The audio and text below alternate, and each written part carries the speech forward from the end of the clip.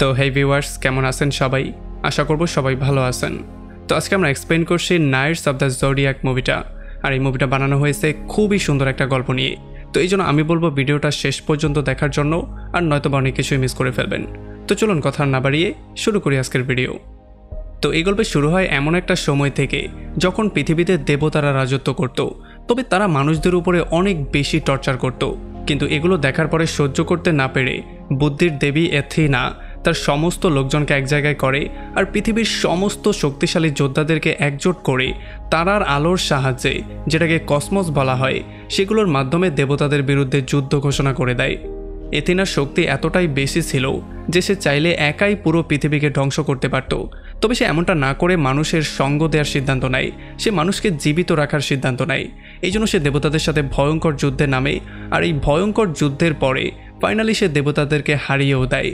আর দেবতারাও তাদের হার স্বীকার করে পুরো পৃথিবী থেকে সবাইকে নিয়ে বিদায় হয়ে যায়। আর এখন যে যোদ্ধারাই যুদ্ধটা উইন করেছে তারাও তো পৃথিবীতে বাস করবে, এই জন্য তারা পৃথিবীর মধ্যে ছড়িয়ে ছিটিয়ে পড়ে যাতে করে তাদেরকে কেউ খুঁজে না পায়।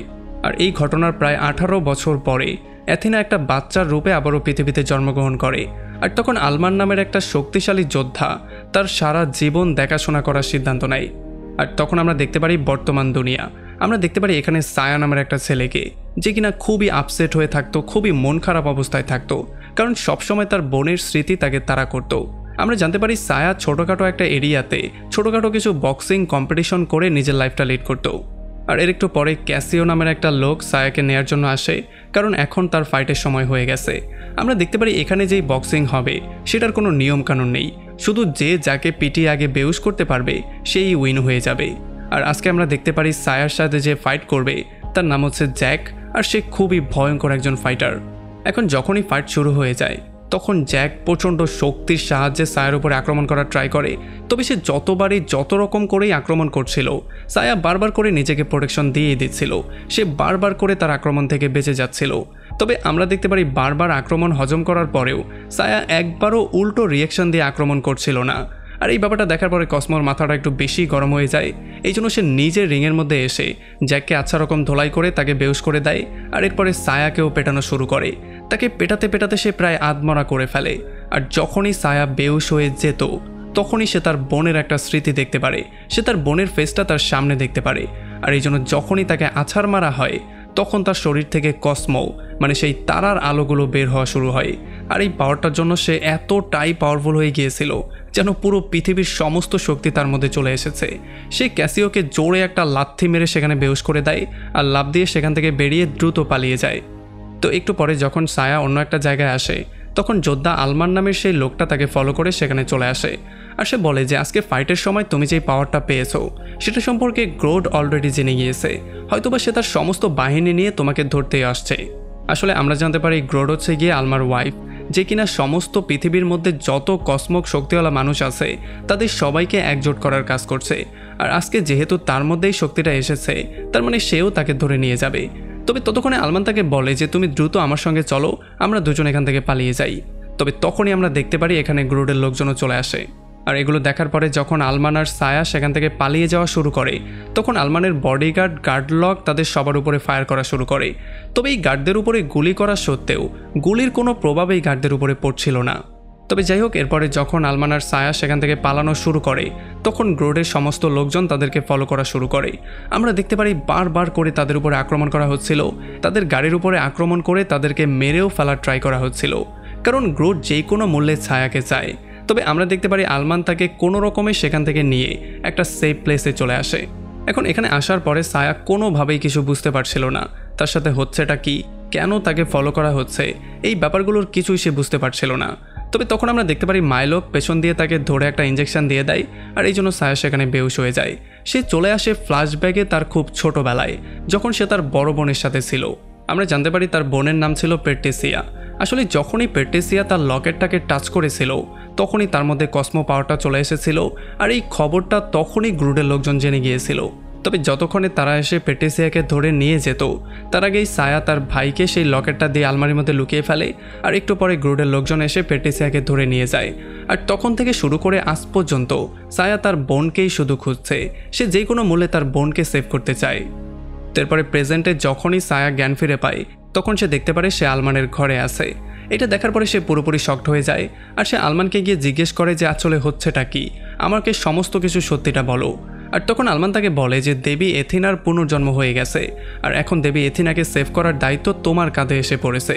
তবে এগুলো শোনার পরে সায়া পুরোপুরি শকড হয়ে যায়, সে কিছু বুঝতেই পারছিল না আলমান কি উল্টাপাল্টা বলছে, এই ব্যাপারগুলো তার মাথার উপর দিয়ে চলে যায়। তখন আলমান তাকে বলে যে তোমার এই কসমো পাওয়ার সম্পর্কে ছোটবেলায় গ্রুড আর তার সমস্ত লোকজন জেনে গিয়েছিল, তবে যখন তোমাকে ধরতে গিয়েছিল তখন তোমার বোন নিজেকে স্যারেন্ডার করে তোমার জীবনটা ছোটবেলায় সেভ করেছিল। আর তখন এখানে আমরা দেখতে পারি সায়ানা নামের একটা মেয়ে চলে আসে যে কিনা আসলে ছিল দেবী এথিনার পুনর্জন্ম।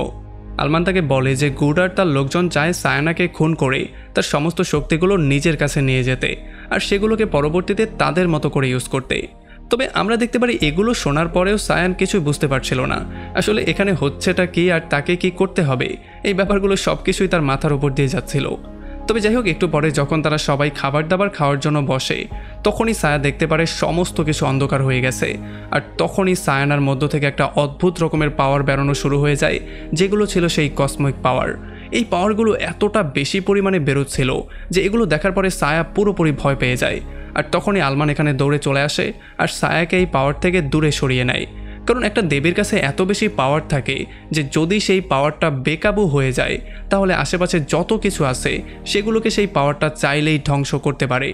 আর তখন এদিকে আমরা জানতে পারি কেসিও আসলে হচ্ছে গ্রুডের লোক, যে কিনা নিজেই গিয়ে গ্রুডকে বলেছিল যে সায়ার মধ্যে একটা কসমিক পাওয়ার আছে। আর তখন এদিকে যখন সায়ান আর সায়ানা কথাবার্তা বলছিল তখন সায়ানা বলে যে ছোটবেলায় আলমান আর গ্রুড মিলে আমাকে দত্তক নিয়েছিল, তখন থেকেই তারা আমাকে পেলে পুষে বড় করেছে। আলমান আমাকে অনেক বেশি ভালোবাসে, তবে গ্রুডের মনে হতো আমার কাছে একটা পাওয়ার আছে, সেটা হচ্ছে দেবী এথিনার পাওয়ার, যেই পাওয়ারটা কিনা খুবই ভয়ঙ্কর, সেই পাওয়ারটা একাই পুরো পৃথিবীকে ধ্বংস করতে পারে। এই জন্য সে আলমানকে ধোঁকা দিয়ে নিজেই বিশাল বড় একটা টিম বানিয়ে আমাকে মারতে চায়, সে চায় আমাকে মেরে আমার পাওয়ারটা তার আন্ডারে নিয়ে নিতে। তবে সায়ানা তাকে বলে যে যতক্ষণ পর্যন্ত আমার মধ্যে এই শক্তিটা বিকাশিত না হচ্ছে, মানে এই শক্তিটা আমি পুরোপুরি পেয়ে পুরো দেবী এথিনার রূপে না আসতে পারছি, ততদিন পর্যন্ত তোমার আমাকে সেভ করতে হবে, কারণ যদি আমাকে তারা ধরে ফেলে তাহলে আমার পুরো শক্তিটাই তারা নিয়ে যাবে। তো এর কয়েকদিন পরে সায়ানাকে একটা দ্বীপের মধ্যে নিয়ে আসা হয় যেখানে তার পাওয়ারটাকে পুরোপুরি বিকাশিত করার জন্য ট্রেন করা হবে। এখানে তাকে একটা বিশাল বড় পাহাড় দেয়া হয়, যেই পাহাড়টার উপরে চড়ে মেরিন নামের একটা যোদ্ধার কাছে তাকে পৌঁছাতে হবে, যে কিনা সেই পাহাড়ের উপরে তার জন্য ওয়েট করছে আর সেই তাকে পুরোপুরি বিকাশিত হওয়ার জন্য ট্রেনিং করবে। আমরা দেখতে পারি সায়া অনেক কষ্টে পাহাড়ে ওঠা শুরু করে, তখনই ঝড় বৃষ্টি শুরু হয়ে যায়, তবে তবুও সে শান্ত হয় না, সে অনেক কষ্টের পরে পাহাড়ে উঠেই যায়। আর তখন মার্টিন তাকে বলে যে তোমার পাওয়ারটাকে পুরোপুরি বিকাশিত করে যেই কোনো মূল্যে তোমার দেবী এথিনাকে সেভ করতে হবে, কারণ দেবী এথিনাই হচ্ছে গিয়ে আমাদের শেষ ভরসা। কিন্তু সায়া এই সমস্ত কথাগুলো শুনলেও তার মাথার মধ্যে শুধু তার বোনই চলছিল, সে তার বোনকেই যে কোনো মূল্যে সেভ করতে চায় আর এটাই হচ্ছে তার জীবনের একমাত্র উদ্দেশ্য। আর যখন এই ব্যাপারটা মেরিন জানতে পারে তখন সে সায়াকে ট্রেনিং করার জন্য না করে দেয়, তবে তারপরেও কোনো রকমের সায়া তাকে ম্যানেজ করে ফেলে আর শেষবারের মতো একটা সুযোগ দেওয়ার জন্য বলে। আর এরপরে মেরিন যখন তাকে শেষবারের মতো সুযোগটা দেয় তখন তার প্রথম কাজটাই তাকে দেয়া হয় একটা পাথর ভাঙার জন্য। তবে যখন সায়া এই জিনিসটা ট্রাই করে তখন সে কোনোভাবেই পাথরটাকে ভাঙতে পারছিল না। আর তখন মেরিন তাকে বলে যে তুমি নিজেকে ফিল করার ট্রাই করো, তোমার ভেতরে যেই কসমক পাওয়ারটা আছে সেটাকে খুব ভালো করে ফিল করার ট্রাই করো। তবে যখন সে এটাকে ফিল করার ট্রাই করে তখনও তার বোনের স্মৃতি তার মাইন্ডের মধ্যে চলছিল, যেটা কিনা তাকে কোনোভাবেই ফিল করতে দিচ্ছিল না। আর তখন এদিকে আমরা দেখতে পারি গ্রোথ তার সমস্ত লোকজনের সাহায্যে ক্যাসিওকে একটা আর্মার স্যুট দেয়, যেই স্যুটটা ছিল খুবই পাওয়ারফুল। আর এই স্যুটটা পরার পরে সেও হয়ে গেছে খুবই ভয়ঙ্কর আর খুবই পাওয়ারফুল। আর অন্যদিকে যখনই সায়া মেরিনের সাথে ফাইট করছিল তখন মেরিন বারবার করেই তার পাওয়ারের ইউজ করে সায়াকে বারবার করে আচ্ছা রকম ধোলাই করছিল। আর বারবার করেই সে তাকে বলছিল যে তোমার মধ্যে যেই পাওয়ারটা আছে সেটাকে ফিল করার ট্রাই করো, কারণ যদি তুমি সায়ানাকে সেভ করতে চাও তাহলে তোমার এই পাওয়ারটা খুবই ইম্পর্টেন্ট, এই পাওয়ারটা ছাড়া তুমি কখনোই তাকে সেভ করতে পারবে না। আর তখন এদিকে সায়ানা স্বপ্নে দেখতে পারে সে দেবী এথিনার পুরো রূপ নিয়ে পুরো পৃথিবীকে ধ্বংস করে দিয়েছে। এটা দেখার পরে যখন সে ঘুম থেকে চিৎকার করে উঠে যায় তখন এখানে আলমান এসে তাকে শান্ত করার ট্রাই করে। আর তখন অন্যদিকে যখন সায়া মারিনের থেকে বারবার করে ট্রেনিং নেওয়ার ট্রাই করছিল তখন বারবার করেই সে তার সাথে হাঁটছিল, কারণ সে কোনোভাবেই কিছু করতে পারছিল না। তার বোনের স্মৃতি থেকে সে কোনোভাবে বাইরে বেরোতেই পারছিল না, তার মাইন্ডের মধ্যে সবসময় পেট্রিসিয়াই ঘুরত। আর রাতের বেলায় যখন সে গভীর চিন্তার মধ্যে পড়ে তখন সে দেখতে পারে প্যাট্রিসিয়া একটা সময় তাকে বলেছিল যে আমি সব সময় তোমাকে সেভ করব, এবার সেটা যেই কোনো অবস্থাতে। আর এই সমস্ত কথাগুলো সকালবেলা চিন্তা করে সায়া বুঝতে পারে যে এমন করে আসলে জীবনটা চলবে না। জীবনের মধ্যে শুধু চিন্তার মধ্যে থাকলে সে সামনের দিকে এগোতে পারবে না। তাকে এই সমস্ত স্মৃতিগুলো ভুলতে হবে আর নিজেকে সামনের দিনগুলোর জন্য প্রিপেয়ার করতে হবে। আর এই জন্য এরপর থেকেই যখনই তার ট্রেনিং শুরু হয়ে যায় তখন আস্তে আস্তে করে সে ভালো করা শুরু করে আর একটা সময় সে খুবই পারফেক্ট হয়ে যায়। সে একটা সময় মেরিনের উপরেও আক্রমণ করে দেয় আর এরপরে সে পাথরটাকেও ভেঙে ফেলে। যেমন আমরা বুঝতে পারি তার শক্তি এখন পুরোপুরি বিকশিত হয়ে গেছে। সে এখন হয়ে গেছে একজন ভয়ঙ্কর রকমের যোদ্ধা। আর তখন এদিকে আমরা দেখতে পারি গুডের আস্তানায় তার একটা লোক যার নাম হচ্ছে নিরো, সে আলমানের একটা লোককে বন্দি করেছিল। আর যখন সে তাকে জিজ্ঞেস করে আলমানের অ্যাড্রেস সম্পর্কে তখন সেই লোকটা কিছুই বলছিল না। এই জন্য নিরো তার উপরে এত বেশি টর্চার করে যে এগুলো সহ্য করতে না পেরে সেই লোকটা সমস্ত কিছু বলে দেয়।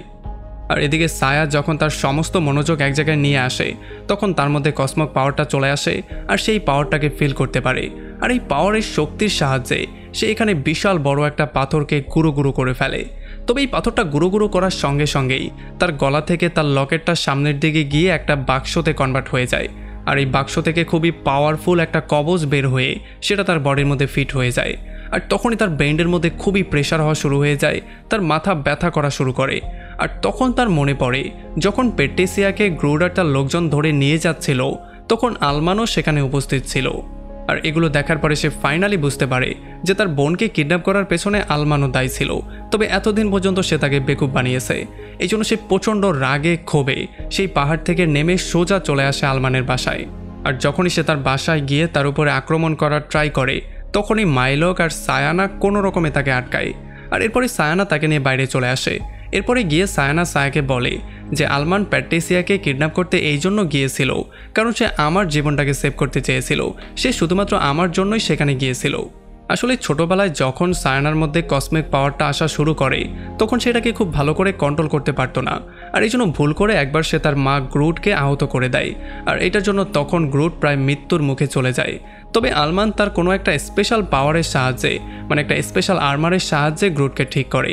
আর তখন থেকে শুরু করে আজ পর্যন্ত গ্রুডের জীবিত থাকার জন্য পৃথিবীর যত কসমিক পাওয়ার আছে সেই পাওয়ারগুলোকে অবজার্ভ করতে হয়। যদি সে সেই পাওয়ারগুলোকে নিজের মধ্যে না আনে তাহলে কোনোভাবেই সে আর জীবিত থাকতে পারবে না।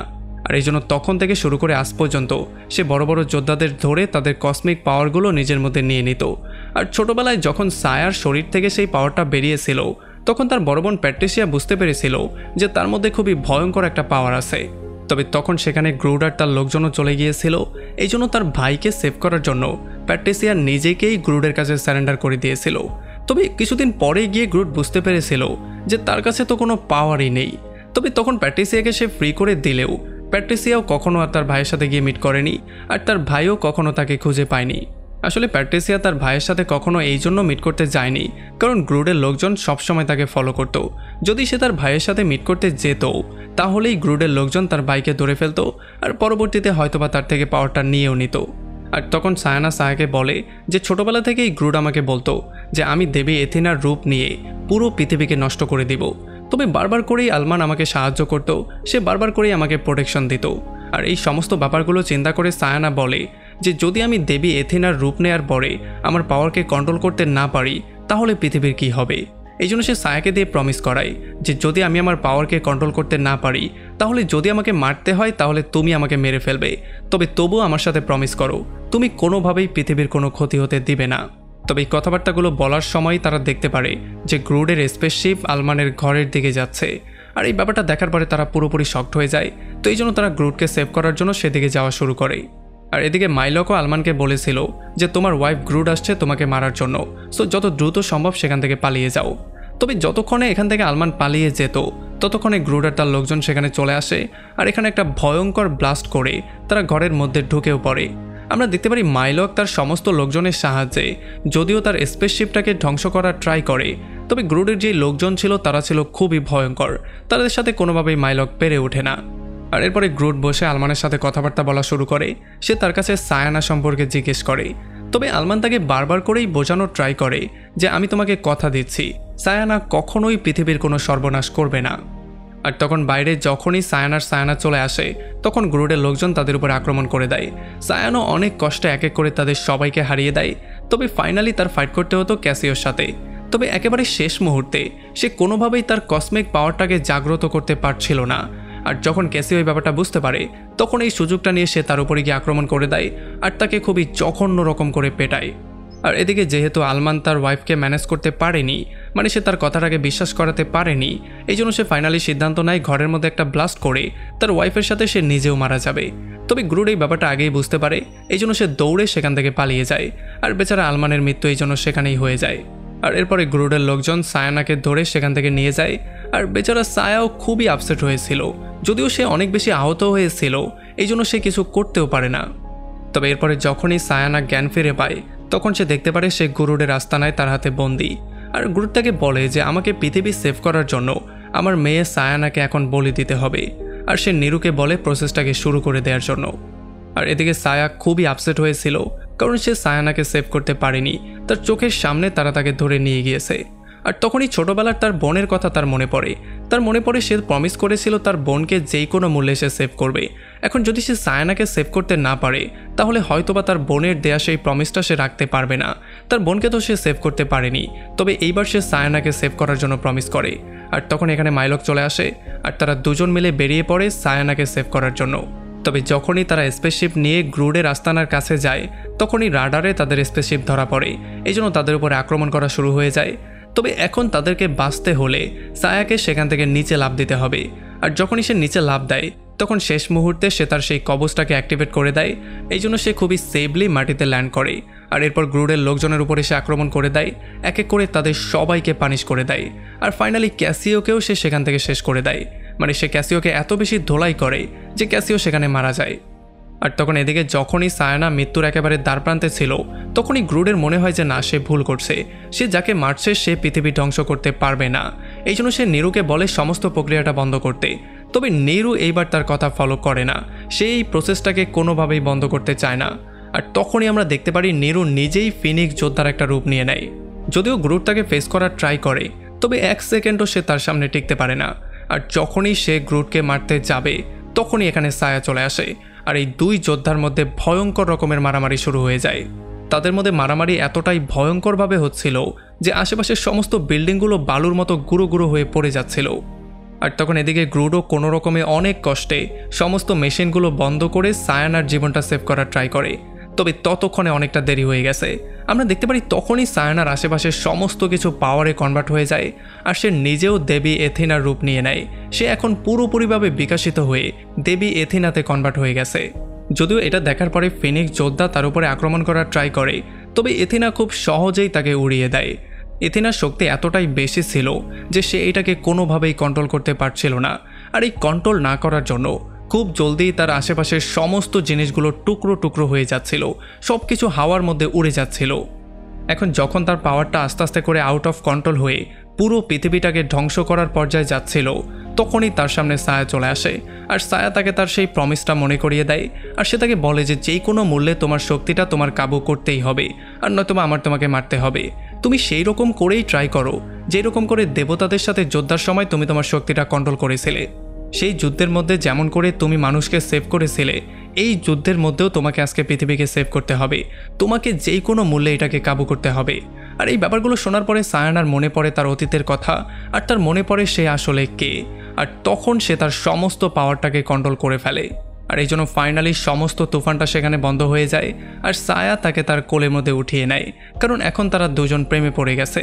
আর এরপরে সায়ানা চলে আসে তার মা গ্রুডের কাছে, যে কিনা তার শেষ নিঃশ্বাসগুলো নিচ্ছিল। এখানে গ্রুড তার কাছে মাপ চায় আর সায়ানাও তার কসমিক পাওয়ারের সাহায্যে তাকে পুরোপুরি সুস্থ করে দেয়। আর সে তাকে খুশির খবর দিয়ে বলে যে আমি আমার শক্তির উপরে এখন কাবু পেয়ে গিয়েছি, আমি আর কখনোই পৃথিবীকে নষ্ট করব না। আর তখন আমরা দেখতে পারি মাইলক আর নিরু তারা দুজনে এখন পর্যন্ত জীবিত রয়ে গেছে। আর একেবারে লাস্টে সায়ানা সায়াকে বলে যে এতক্ষণে হয়তোবা দেবতারাও খবর পেয়ে গেছে যে দেবী এথিনা তার সমস্ত শক্তি নিয়ে ব্যাক করেছে। তারা যেই কোনো সময় পৃথিবীর উপরে আক্রমণ করতে পারে, তারা এই পৃথিবীর সঙ্গে সঙ্গে সমস্ত মানুষদেরকেও শেষ করতে চাইবে। এই জন্য আমাদের যত দ্রুত সম্ভব পৃথিবীর সমস্ত যোদ্ধাদেরকে একজোট করতে হবে, যাতে করে আমরা আবারও দেবতাদেরকে ফেস করতে পারি। আর এমনই একটা ইন্টারেস্টিং পয়েন্টে এই পুরো মুভিটা এখানে শেষ হয়ে যায়। তো আমাকে কমেন্ট করে জানান কেমন লাগলো ভিডিও। যদি ভালো লাগে তাহলে অবশ্যই একটা লাইক করবেন, আর যদি এখনও আমাদের চ্যানেলটা সাবস্ক্রাইব করে না থাকেন তাহলে প্লিজ করে ফেলুন। তো আমাদের দেখা হবে অন্য কোনো ভিডিওতে অন্য কোনো একদিন। Till then, take care.